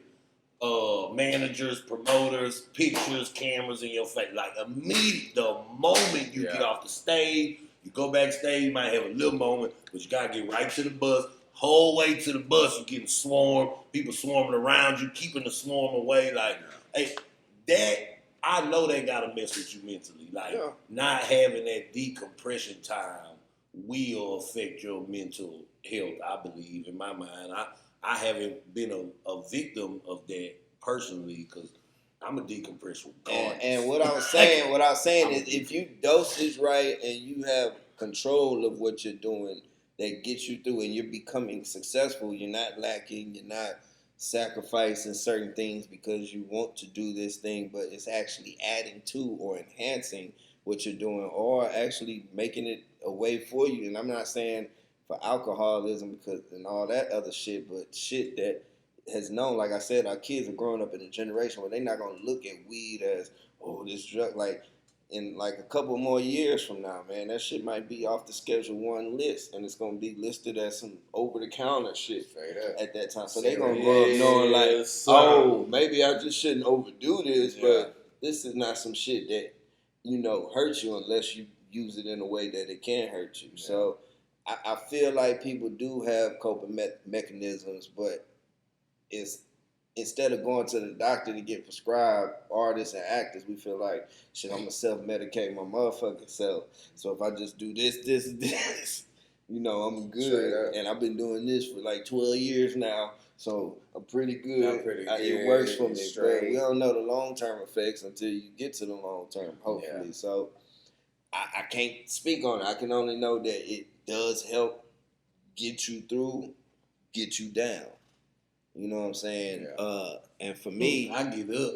You know what I'm saying? And it does different things for different people. So what I did want to ask to get away from the drug thing, Oh man. no, drugs is always cool, but I want to get back on the mental side. And I've always asked this question. I've always posed this question, but there's always marijuana and shit going around when I'm asking, so it always comes off as a high ass question, but it's not a high ass question. We play, like we work. So we have played so many different characters. And will you agree that with each character, a little something comes off of that character into your actual real life? Or because we might learn a new skill or a new trade. Like, for example, I learned how to cut a grapefruit. And one time, Eileen taught me how to, because I ain't never ate fucking grapefruit. Yeah. So she had to teach me how to peel that bitch and how to actually cut the slices and do. So I learned it. Now it's a skill that I have from then on that I can show other people. I think it's standard. Like, yes. No. Here's the question though. We play so many different people, and we keep parts sometimes, or we keep different things from the people. Have we been doing this so long, and have you played so many people that you don't even realize who the real version of you is anymore? No. Not me personally, no, man. I know who I am. But there are that's what I was gonna say. Like, yes, but there are definitely isms that happen like from time to time. You know what I mean? Like you play this part for 2-3 months straight. You get it in the muscle memory. Like sometimes even whether if you affecting a walk, right, or like you say, I'm cutting the grapefruit, sometimes I was at stages I learned how to cut limes and stuff, right? Yeah. Like just even I found myself and that becomes a part of but that's what I'm saying. I found myself cutting a lime, and I'm cutting it that way. You know what I mean? But I'm saying it's like an ism. It's a new skill. Yeah, it's an ism. I don't think it. But a bunch of new skills start to build who you become. I mean, right? now if you use those skills to change who you were becoming or who you wanted to be. But none of us are who we. That's what I'm saying. We not who like. I'm obviously not fucking hairy man. But you're not gonna quit acting and go be no grapefruit cutter either. You know what I'm saying? I'm not gonna do that. But at the same time, when you playing when you're becoming so many other different personalities, and you jumping from personality to quickly into a show, you don't have time to sit and spend time with who the fuck, unless you're dealing with some real shit going on in your life. But 9 times out of 10, your focus is on, well, for me, is on what this fucking character is doing, or how this character is reacting. Yeah, until some shit happened in Joe's life that I gotta. Oh, okay, this some Joe shit. You know what I'm saying? I think I take a little bit away, but it never turns, like, I don't turn into that. Like, but I definitely take a little bit away. Yeah, I don't turn into that, but if I'm doing a heavy show, my life feels like that during that period of time. It's not necessarily heavy, but I'm not jumping for joy to get up to go do the show. I'm not hyped like that. I'm cool to go do it because I know it's necessary to do. You know it's going to be heavy. You know what I'm saying? But this show weighs on me. I only had that happen like Emmett Till. I used to leave Emmett Till every night with a motherfucking headache just from all that shit I had to accumulate and do and have to figure out. But you don't find yourself turning into Emmett Till though. That's what I'm trying to get at. Like you may not turn. He learned the skill. He learned how to whistle. That's what I'm saying. So I went from being a nigga that you know what I'm saying. I literally had to learn how. They challenged they like nigga, you gonna have to learn how to do it. You gonna let the niggas do it sometime, but nigga, you have to do one. He got that learned off. That defeats the purpose of the whole Emmett Till story because he whistled at the white lady. Yeah. So and I found and still to this day when I'm not doing shit, I'm sitting there. I go. You definitely just to see if you still got it. See if you still got it. And that's just from years ago. Yeah, that was a long time I'll be in rehearsal. Just trying to see if you still got it. So it's like some shit I do. I don't think I lose the core of who I am because I know who that is. Yeah. But you just added some more shit though. You adding, but some shit you lose too. Yeah. Like me, if I'm depending on the character, it's probably some shit that I needed to replace. But depending on whatever the role is, I've always been able to. Once the show is over and I leave the stage, to shut it off, like decompress. Once I decompress, I'm done until I need to be that character again. Like I've always been able to do that. So like it's still like new skills. Yes, I take now. If I see a guitar every now and then, I may play the chords that I learned with the AD player. So that skill, but anything once that character was done though, it was a wrap. Like I wasn't doing no mannerisms. I went right back to my normal self. But what is your normal self? I mean, we can't really. What's your normal self? Go ahead, Steve. Is your normal self another nigga getting ready for another part? No, bro. I mean, that is my normal self. Who are But when I'm not playing that part, that's my real normal self. It's not these X-File questions. Like, these fucking X-File. So who is your normal self? When I'm not playing that role, Who is normal Brandon? This one. I'm here all the time. Y'all talk to me. We talking about acting. I do. I talk about acting. That's what I'm saying. That's normal. That's That's me. That's what I do. The only time I'm abnormal or different is when I'm playing a role. But during that process, once that rehearsal's over, I go home. I'm trying to not be whoever I'm being. I have to be on stage. That's me. These auditions that be coming in, I've seen niggas kind of turn. Niggas is acting different. No. Not in a bad way, but niggas is getting on they shit. If I'm ever doing the show after the show, it's me either just playing around with it and low key trying to remember what I'm supposed to do tomorrow. Like, So then, who is Brandon? When do you spend time with Brandon? what you mean? Every single day. Not if you busy learning how to become somebody else. No, because guess When I'm not doing that, I'm me. Guess who is learning? You ever seen Sybil? Okay, you ever seen Split? Yeah. That's what it is. That's how it works. I don't know. I know it's scary. I know I probably would pick the extreme illustration, but like that's pretty much what it is. Like I'm always Brandon. It's just today Brandon has to also be Peter, right? Like Brandon is always Brandon. During the rehearsal process, you're not being Peter when you're supposed to be Brandon. See, I'm not one of them kind of actors. Like when people be like, lose yourself. I be like, if I lose myself, I guess I'm walking out the door. Yeah, like I'm not. I can't lose myself. My name in the show is Peter. But I don't want to see Brandon when I'm looking at Peter. No, you won't. But there is no one else conducting Peter but Brandon. Peter is not controlling Brandon. Yeah, Brandon is controlling Peter. Brandon. Yeah, Peter's a yes, creation. very much so. It's like remember on Men in Black, the dude, he popped the dude head off and there was the little dude in there, the little dude in his brain. That's what it is. Yeah. That's what it is. That's and exactly. sometimes that little dude does think he's in control. And then we on that stage and some shit happened. Well, like, what? No. See, no. Why is this happening? I understand what you're saying, but I still see. I mean, you can say the same thing like when it comes to like spirituality, right? Like being spiritual, like in the church, like you still you. But when people say like you in the church and the spirit come take over you, like something happens, but you still not you, right? You become a vessel. Is that not what it is, right? Like I'm a vessel, but I'm still Brandon. I'm still here, and I'm just conducting this ride. But who's Brandon if he's just a vessel? Nah, man. Nah, Brandon is just a person used to be other people. Nah, man, I'm confused.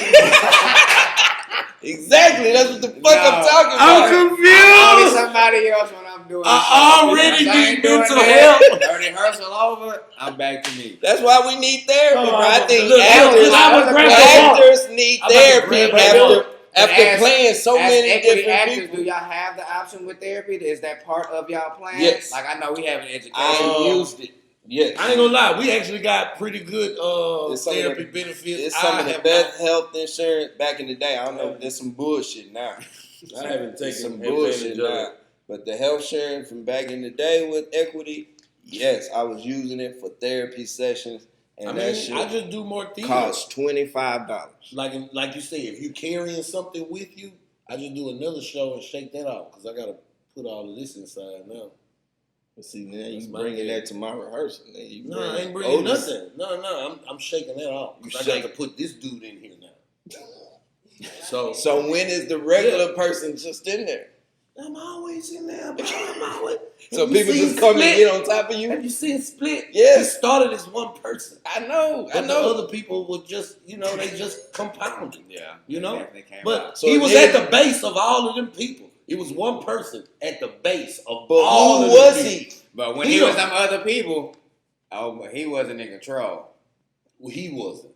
I'm not schizophrenic. Every I'm not. Every actor might be, nigga. If I say it right now, No. Brandon, act like a sad dog that Well, didn't get I it. think actors have. Nigga, we just start. What is it? It'd be like, what the fuck is wrong with this nigga? Like, but to us, that's not crazy. I look at it like if you know what it is, I gotta like look up the full symptoms. But I've read it before, and I think actors all in their mind, like when it comes to approaching a character, all have what is called borderline personality disorder. Yeah. In my mind, like Acting might cause that. It could. that's what I think. Maybe bro. not for That's us, how because it we seems. do have a street, and we got It's- parents. I'm- We got parents that let us know who the fuck we were before we were. Yeah, like we knew. So, we knew. Exactly. So but it's for like- some people, they get lost in. Look, I've played a fucking policeman all these times. Now I am a fucking policeman. No. Or you might not become a policeman, but that just might be your demeanor. Yeah, You might your wake your demeanor. kids up at 5:30 in the morning for no fucking reason, just Yeah, because look. you've been in fucking NYPD blue in that Straight up. character for the last 10 years, nigga. Now you coming in Straight up. Okay, can I just say a couple of the symptoms for personality of disorder? borderline personality disorder? Mm-hmm. Explosive anger. Yeah. That's just standard. Chronic feelings of emptiness. That rejection we spoke of. Extreme emotional swings. Yeah. I have to be happy in this hour, and I got to be sad all of Act 2. Self-harm. I'm not totally cool with that. But Some people do. We got niggas that act so hard. We're like, why the fuck would you throw yourself on the floor? You're like right. that? I have. You remember? I still think my heel was broken from the Royale. I still think I broke my heel in a show, but it's okay.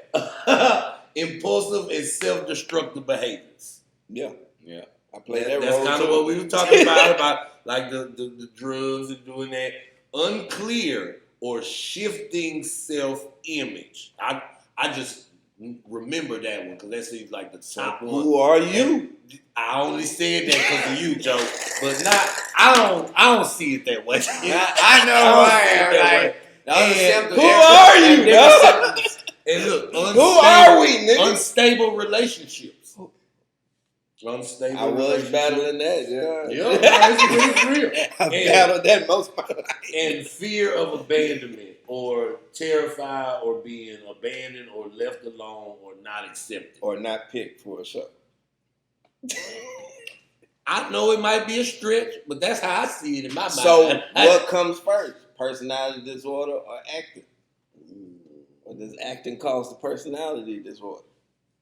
I'm just acting. Because I as don't normal, have- as I not, don't have the what do we disorder. call Look, normal let me- people? Let me I don't look have at the them again. disorder. Let me make sure how many of these As was I normal doing people, we before wouldn't picking up? probably go through it. We wouldn't have to deal with that much rejection.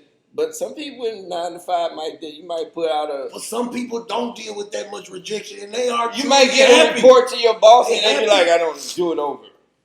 I don't think normal people deal. They don't Normal like that people shit, bro. deal. Normal They don't people like deal that. with a lot of bad things that happen, but definitely not as much rejection, man. I know. I don't think it could be. I know it can. And public rejection. Like, I need 3 of y'all to come in here. All right, everybody say the line. All right, I need you two to leave. You're good. We don't need to see you You anymore. two come. Yeah, that should be real. And Y'all say the line again.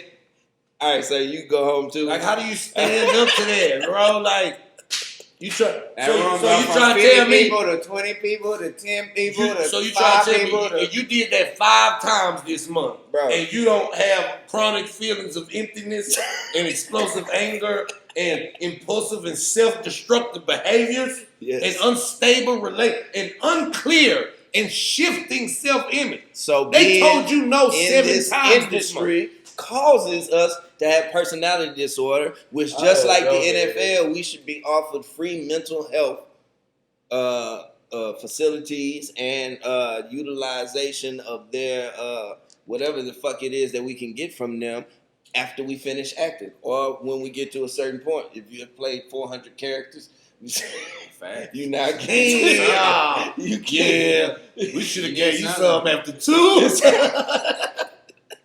We're sorry we're so late, but we got you now. We got y'all. We don't even know who Insecure. We got y'all. We don't know who you are anymore. But man, I think that's something to actually really think about, and I think we should be afforded the opportunity to deal with therapy. Because another thing that we have touched on is we do as actors, just like he said, split. We got to deal with our real life, and if it's during a show run.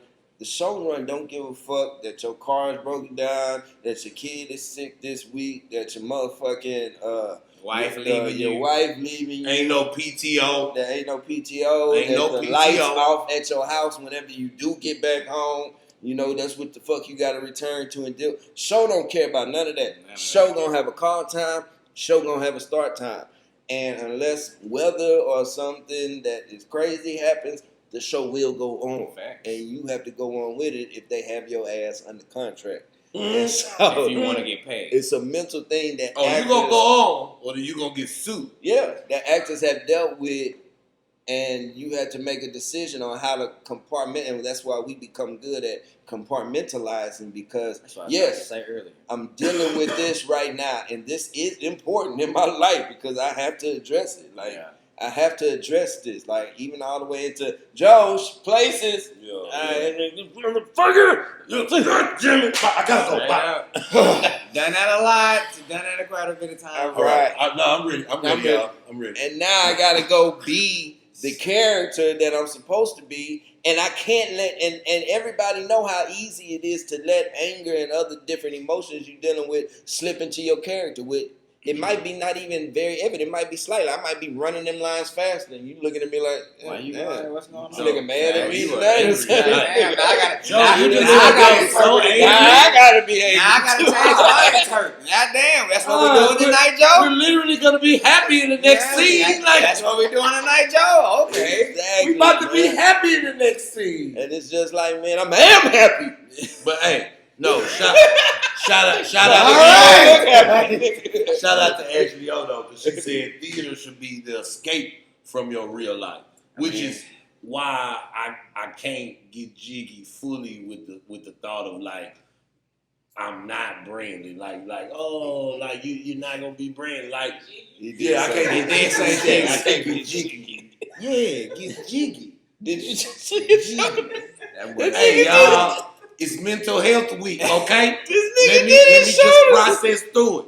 Let me process through the shiggy jiggy. So you can't get jiggy with I can't get jiggy with that thought of like I take all these people home, so how do I not know who I really am? Because I know who I am because I'm here today at this moment to kind of escape that for a moment, like get away from those thoughts of Brandon and moments and still be me and drive this ship, but do something completely different than what I gotta do when I go home. Can you blame some people that don't want to return back to their real life? No. I mean, fairly, no. No, I cannot. I understand. I don't know why you would, because the show must go on, but the show will always end. Okay? They ain't tell you the after part. Like, the show must and will go on. But it is also definitely gonna end. And for some people, definitely gonna end. For some people, like we know people like this, that has been their only show. So that's what they constantly always talking about when the fuck they see us, because that's all they only show. And you remember that time, man, when we did Lotto? You know, I've been a lot of shows since then. I don't remember none of that. And I came down the stairs. I was like, oh man, that's what I'm saying, bro. That's what I'm saying. Like it shouldn't be this way. That's what I'm saying. I think we can be looked at as different breeds. Not to say that we don't identify with any of these things or have been through any of these things, but I think we've been in this game a long time that we have found sense of purpose, sense of who we are, and have shaped ourselves in a manner that we know who we are and we like. But there are constant times that I feel like we do. I do a lot of compartmentalizing, so I don't know if you keep compartmentalizing. How many fucking compartments have you built? A lot, you know what I'm bro. saying? Not a lot. Build on that question, like, and do them how is fucking. that for mental health? Like, I don't know if that's a good idea. I don't think it is a good idea. Because I know for a fact we all do it. Because I look at it like, bro. I got a big ass file cabinet. That's how I know how That's to what deal I'm with saying. shit. We have talked enough. I look at it like I got a big ass file cabinet. I'm just Yeah, go from here, you know, keep and it then shade. And then you trying to open it like, oh damn, this and then kind that of full. bitch, it starts just tilt. So I'm gonna just this one don't belong over here, but I'm gonna just put it in. That's when you got the Bruce Almighty drawer. You just keep on going. Right? Like, dang, bro, I had all this. It's a lot, bro. That's the realest thing we said tonight, because I'm sure we all can agree with that. That's how I deal with it. Compartmentalizing is but I think as humans, like, we all do it though. Like, as humans, it's like, a coping mechanism. Yeah, it's definitely. If like, you have that in your, because some people can't. Some people can't. Some people it's gonna fuck with them the whole day. I used to be a person like if some shit happened, I'm sitting the whole day. Yeah. The fuck wrong? And not let that person ruin or let that thing that happened ruin the whole fucking day because. You like, man, this is so. I just can't, I can't stop fucking thinking about it. You fucking right. I can't. This shit won't go in the compartment. It won't. And that's actually how the shows help. It won't go in the compartment. It force you to put that. Force you. Because we been like, if we not getting our mind off of it until we hear places, bro, we are forcing ourselves. My mind is gonna stay on that until I hear places. I'm saying like, what the fuck? I just get out the fucking house then. I'll be out the fucking house. Fuck. Places. Alright. My name is Bo. Bro. Emmett Lewis Till, first class. The birds sing my rival. So thou just make me earn my rival. Bro. No, that's the realest thing I heard. Like, it does. It forces you to. Like, whether you were the type, because to be a good actor, you should do that. Because there will be times, or it's rare, that you will get to a show and things are not happening in your personal life, right? And like, once that moment happens, you gotta shut that shit down. Yeah. Like, if you care anything about like your performance or the show as a whole, like, if you let that bother you, like you said, now I'm delivering my lines angry and fast, giving him way wrong inflection. Like, you might not be messing up, but now you change. You altering it. Energy is not created, only transferred. So now you are just sending this around the whole show. Now everybody feels a little off, right? Now the audience even walking out like, man. And then the intermission, people like, man, I don't know what's going on tonight. Fuck America. So it was weird tonight, right? You one of us, nigga, walking up on you, bro. What's going on, bro? You good? What's good? What's up? You good? What's going on, bro? Like, you got somewhere to be? Like, that's all. Like, nigga, you tripping right now, bro? You got somewhere to be tonight? Yeah. Cause you whipped through that. I ain't never heard you say that. Not all that fact. That's a 3 Bro, I was still on the stairs. Bro.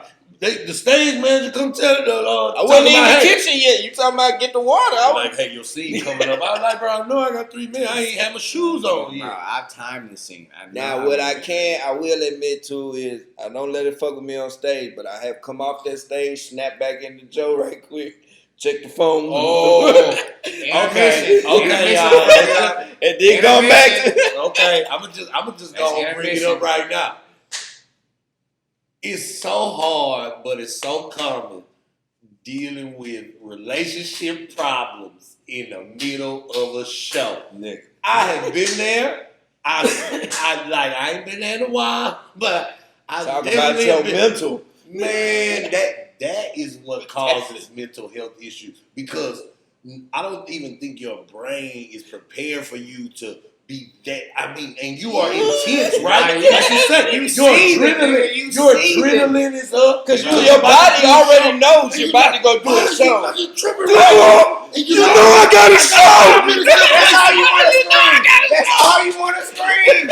Like, give me a break. You got 5 minutes still placing. You like and then within a moment's time, with one word, they say place. Now you have literally like just sucked all of that back in to go be overly emotional in a whole nother route. Like it gotta do. That's something. doing something It to gotta your brain. do something up here. It got to. That's just how I see it. Like, So how I look at it is actors need therapy. Yeah. They need somebody to talk to. That's for some of us, episode. and for some of us, this is what I love about good theaters, because good theaters, good directors, good cast make for good therapy sometimes. Because in them rehearsal rooms, nigga, I don't need it. We exercise some shit. You know, if somebody come in their room and something bad has happened to them that day, we all take on that shit. Right. We get that person to fucking release that shit, or we take it on and we use it.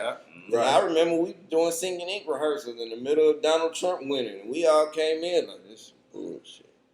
And then that nigga sound good. We just had to get to freestyling and everything. He just started to shift. Yeah. The energy, which made some people start crying, because it wasn't a bad cry. It was just, I just needed to get that out. And now you open up the space to where I can release this, and we were all able to release how the fuck we felt, and with simple questions, just like, how y'all feeling? I say it like this, like as far as my mental health, you know, as how the stigma of how black people don't go to therapy, right? And which is true. I feel somewhat a kind of a way about just physically going in to sit with a therapist, like just personally. But I must say though, like as a black man and not having many outlets as far as like just releasing or just sitting down talking and saying how you feel or what you feel. Instead of saying that, I achieve all of that through theater, though. Like, I just don't think I verbally say the issues and problems that I have, but they definitely get worked through and worked out, like, through energy. Because it's going to come out. Through some way. Man, I'm telling you. Like I've had bros where I'm not supposed to be crying right here, but it was some other shit going on in my real life that I compartmentalized. But them feelings, I cried way too many times and pass over. Enough to make me uncomfortable. I was like, bro, I'm grown up. I don't cry much. I'm crying way too many goddamn times in this show. Daily. Like I've cried 6 times a week. And that was never the plan. In rehearsal, you know what I'm saying? Like it may have happened once in rehearsal, but that was like never the plan to be like, we're gonna cry right here. You know, it's just I'm whatever I'm dealing with, or how deep that's why I get into. You're mentally in your role. When you do stuff that you didn't plan out and these organically come out, I believe that you're mentally in your role. But when I say KB may be absent. That's what I'm saying. You have the soul of the kid. That's why you cannot be, because what's fueling those emotions is what KB is going through.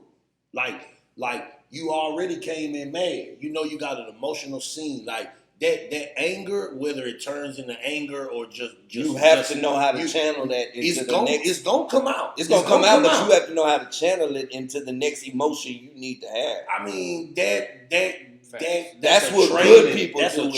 That's what I'm saying. That's what good actors do with the personal shit that's going on. I don't see that. Like if I'm mad and I got an emotional part and I know that I'm not supposed to be mad, but there's no way that the anger that I got inside is not going to fuel that fucking scene. And it's going to be emotional. Whether I cry, whether I have the silent anger or the outward anger, like what I got going on is 100% gonna fuel that emotion. That's what I'm saying. Fuel it, but I can't let it become the emotion. Because if the emotion that we decided when we rehearsed was that I'm supposed to be this in this scene, I can't switch that no matter how angry I am. But I can let that anger fuel what I'm supposed to be being in this scene. I think the point I'm trying to make is that is what always keeps us present, because our emotions are fueling the emotions that we are trying to portray.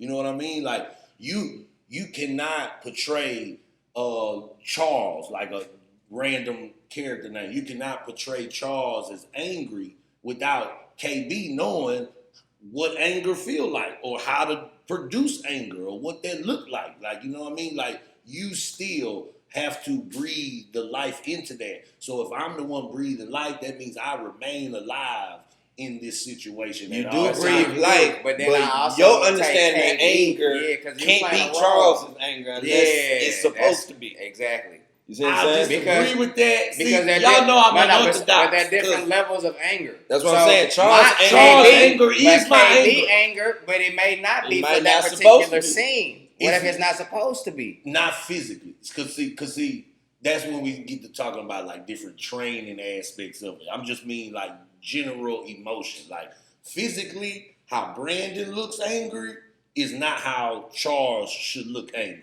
But not how even look. But Your how tone Brandon, of voice. how Brandon feels angry is exactly how Charles should feel angry. That depends on It I don't depends. know. if we want Brandon's anger to be Yeah, Charles. yeah. Charles feeling- might have a Come total on, weird man. ass I know anger. KB That's little what- man syndrome anger is gonna be different than any role I'm But playing. see, but Like, that's it's what I'm not- saying. It's the feeling, not like now we talking about like if I'm angry and I go and play Charles, how I would be angry. Now I'm doing too much. Like I'm physically me, tone like vocally me. You know what I mean? It's the feeling though. I have to produce that feeling. I personally, as Brandon, have to produce that feeling. Yeah, for me that's it the to be fuel. effective. That's Yeah. the fuel. For me, that's the fuel. But the emotion that comes out can't be the same as when Brandon is angry. The emotion that comes out has to be whatever was decided we are going to do with Charles.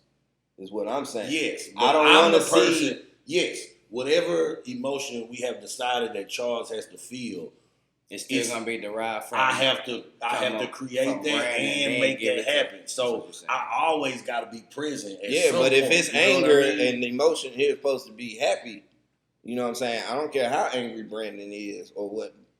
You know, Brandon got to come in here and use that angry fuel he got to be some fucking happy ass nigga. But isn't that even more evidence of you having to stay present though? Like I'm not saying that we don't be present, and I know that there's this sense of like, oh, I lost myself, like I wasn't even there. Like I can honestly say I think I had one of them moments. I don't agree with it. Like And I that agree in my with you mind. there, but staying present in your life and present on stage are two different things for me. So if I'm present in my life, that's all the way up into that phone call when I say place it. Yeah. And at that point, I have to Yeah. put pause on that and that become side. present on what the this fuck side. is going. So if KB do drop a line or he do drop a pen or something, I have to acknowledge that. I can't be in my thoughts like, Man, I can't wait till I get home. Yeah, that's all you I'm saying. about to cuss her out. and when I get KB home. on the third time saying the line, and I'm like, oh yeah, Oh, we yeah, do need y'all, some snacks. You can hear somebody else say, Yeah, straight up. yeah, you Nah. can do that tomorrow. We do need snacks. KB ain't saying that 3 times. I'm moving on. You know what I mean? Exactly. You be like, damn, I Now can't be that walking around now here. this nigga not ready. All right, we moving on. What we have in the comments is that we are 3 people: the actor, the character, and yourself. Okay, that's what we get out of famous acting books. You know? Like that's why I'm too unorthodox, because I don't like if I had to teach somebody how to act, I'm gonna tell them straight up: don't go in there. Do not go in there trying to be somebody else first.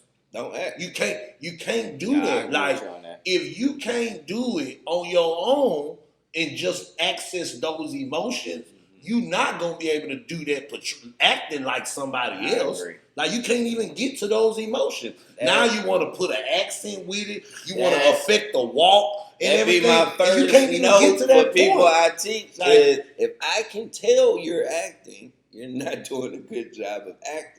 And that goes from the time I say this line and you go, well, the minute you did that, you became unhuman. Or just a dude on the New York subway. or somebody that's just fucking weird because you got to start That's talking. what I'm saying. You have to start all your sentences like, hey, KB. That's So I what was I'm saying. Now you're on the KB. subway. You just sitting there riding the train. So I was thinking, Hey! It's not gonna work, bro. That's not gonna work. Here, bro. Hey, so I was thinking we should go get some strawberries. Hey, why are you talking so loud to me? Hey, Talk about it, bro. Hey, bro. Y'all want to go get some strawberries? They like, Actually, yeah. See, Yeah, I would say yeah. yeah. I would say Say yeah. talk to me, not at me, bro. That's how. But I'm just saying the You're lines. not talking to me. You're talking at me, bro. But I'm just saying the lines. No. You just project, but don't project at me. Like, But I'm just saying the lines. I'm just saying the line. I'm just saying the lines. Little robotic. Just a little bit. Just need more Of natural. yourself. Yeah, like I just want you to And then say you get it first. frustrated and be like, man, I'm just trying to say the line. Yes, but I And then you be like, that's what we want. I just want you to say it. See how you That's said it. it? That's it. I just want you to say the line. And you can't do it again, huh? It's like, but that was fucking terrible. I just said, No, just say. I just want to say But I the just line. said it. I just Say it again. I just want to say the line. want to say the line. That's it. But I'm not even acting.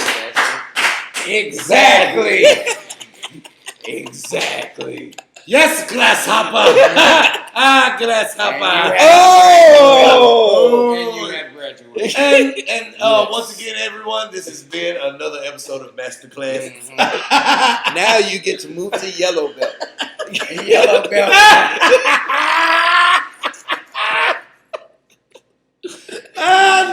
Yellow belt. I'm sorry, that was too funny to me. Yo. I didn't go past yellow belt Friday. Me It neither. was like brown or something. I don't know if brown is I wrong didn't color now. My belt just said Taekwondo on and the company name. That bitch ain't changed colors. Oh, man. You gotta get off the white. Oh, man. Man, you had to remember, I can memorize lines, not huh. Yeah. See, Seal. this is what pisses me off about karate. I'm like, look, 9, 10. too much discipline, not enough fights. Thank you. I'm like, I ain't I'm fought like, nobody yet. You said I gotta get through 4 belts before I can even like wrestle with a nigga? No, I don't want to do that. I don't want to So do that. much respect to my karate people. Karate.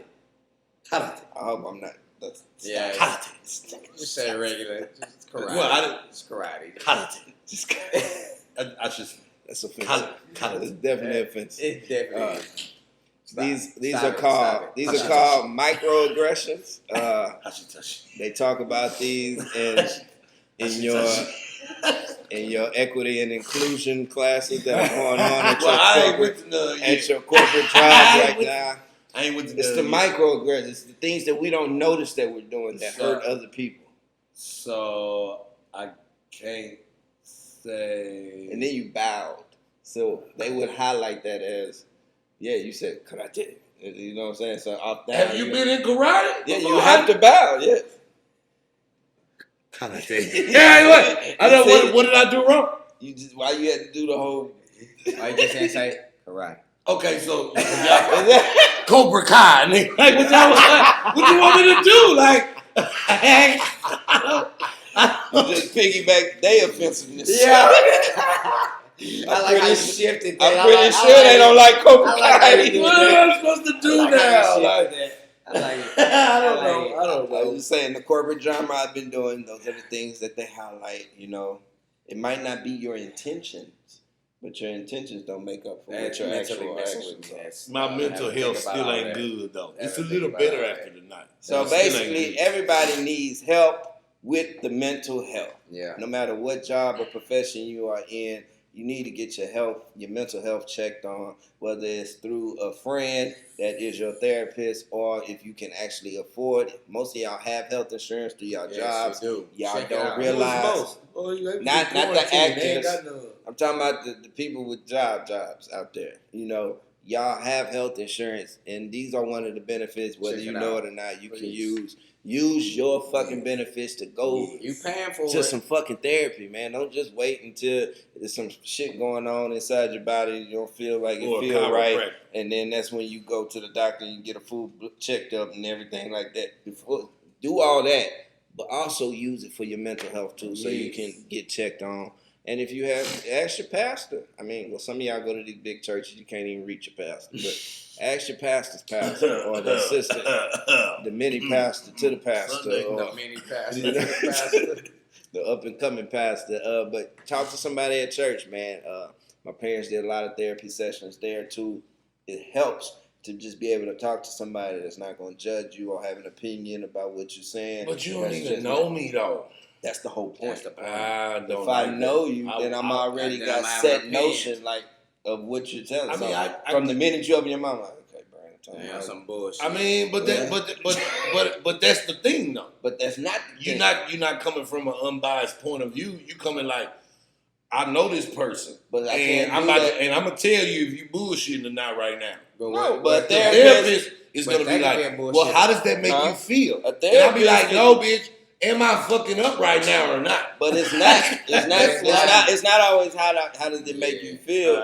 It's showing you how you look and how you sound from just a flat out random ass perspective. It's not even wrong. It's like, I'm not telling you you're wrong. I'm gonna tell you. What I was I'm gonna tell you how you look. You're not doing it wrong, but I'm like, baby, I know I'm doing a lot of wrong things that I want to rectify. And if you feel like what you're doing is wrong, then it's wrong.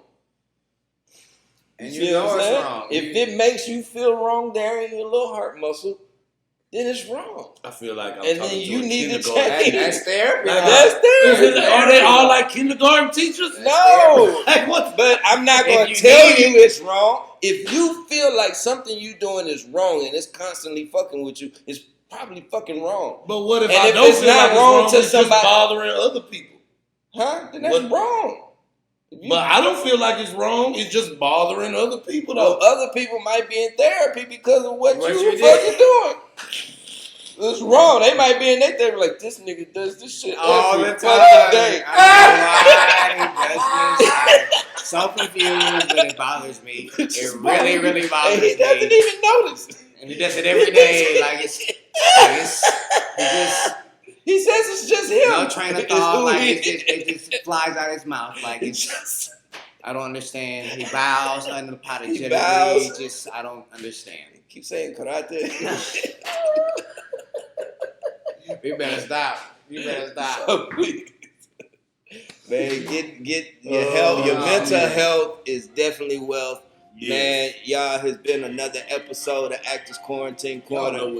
We hope y'all have learned something from these conversations, and we hope that y'all have these conversations with your own peers. And if y'all are actors or artists, check in with your actor friends from show to show. Because listen, another thing that I discovered is we spend like 6 to 8 weeks with these people. We get close, we bond, and then all of a sudden at the end of the show, it's just bye, we'll see you later. And we don't. And some people stay connected because they are friends, and then other people, it's like you gotta go build that same relationship with the next fucking crew of people over here. And so you starting and stopping relationships, starting and stopping. You know what I'm saying? It's just a total mindfuck. So check on your actor friends. Check on your friends, man. Check on your actor friends. Hey, mental health matters. Call one actor friend today. Even if y'all think all they do is them little church plays or they ain't did a play since 9th grade or something like that. Check on your actor friends. See how they doing mentally. Hey, if your friends doing them church plays, definitely check on them. Cause it's hard doing all that. Mama did a lot of shit and daddy Mama, did too. no. Mama, check yes. Check on them. Ladies and gentlemen, we thank y'all for tuning in to the one and only Actors Quarantine Corner. We'll see y'all next Monday. Welcome to the corner. Welcome to the Actors Quarantine Corner. It's Monday. It's Monday. It's Monday. It's Monday. It's Monday. It's Monday. It's Monday.